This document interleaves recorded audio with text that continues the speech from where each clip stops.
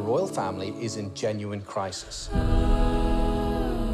Have royal scandals damaged the country's reputation? The House of Windsor should be binding the nation together, setting an example of idealized family life. It's a situation that cannot help but affect the stability of the country. And congratulations on y'all's role in this season of The Crown. You both were wonderful, did a fantastic job. And, one thing that stood out in the series was seeing how much Princess Diana and Prince Charles' marriage brought joy to the rest of the world, while it brought like misery to Charles. And I thought that was interesting how much the world was rooting for them. But I get it. I was kind of curious, why do you think their marriage brought so much joy to the world? Why were they rooting for it so much? I don't know. I suppose I know my daughter's sort of. Well, I don't want to say there's a sexist thing, but I mean, lots of girls want to grow up to be princes and princesses, and so do boys too. And that was the sort of ultimate fairy tale. And at a time when you look back on it now in the mid 80s or early 80s, that was quite, a very flamboyant time, the new romantics, and that dress was just astonishing, wasn't it, when you look back on it?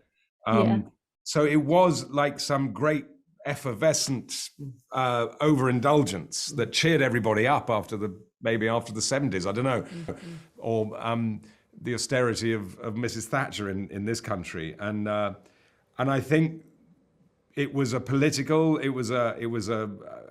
tool really that benefited everybody, that these two young people in beautiful dresses and uniforms were coming together, and the tragedy of the fact that behind it was, it wasn't all rosy, and also that it was a facade. Yeah.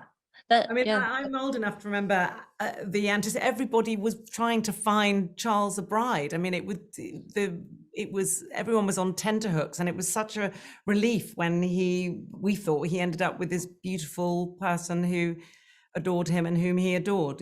I completely bought into the fairy tale version myself. Right. Yeah. And I can totally. The problem with finding a bride, of course, she had to be a virgin, which in the early 80s was pretty tricky. There weren't many about under the age of 19. That was the point. Oh my God. Did you not know that? Wow. Yeah. No. He had to marry a virgin. That's why it will happen. That's why she was 19. And he was 30. Oh my gosh. There were no 32-year-old virgins in the 80s. I'm absolutely sure of that. Oh my goodness. Well, that kind of makes more sense now. But I did also relate to this because I thought about how much even just like Hollywood celebrities kind of bring me joy too, like their marriages, like you get kind of excited. So I was curious for each of you, do you have either celebrity couple or maybe even a royal couple that brings you joy when you see their marriage? I think Charles and Camilla.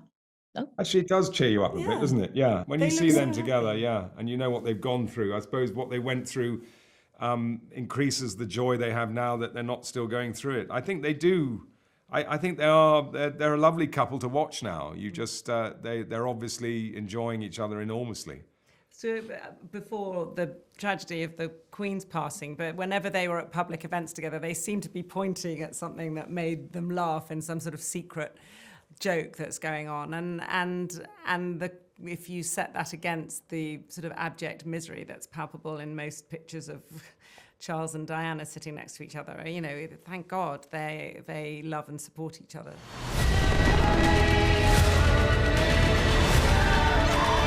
Our glories belong to the past, and the world will move on,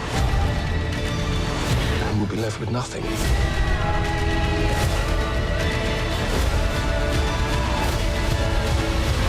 I ask you a favor? Yeah. Today is World Neuroendocrine Cancer Awareness Day, and Okay. I've had neuroendocrine cancer, and Steve Jobs died of it, and Aretha Franklin died of it, and largely because people weren't aware of it. And as it's Awareness Day, I wonder if you could in some way mention it in whatever platform you feel able. Absolutely. I will include it in this interview. I think that's wonderful. Thank you for mentioning that. I think that's something important to bring awareness to. I really appreciate that. Thank you so much. Thank you.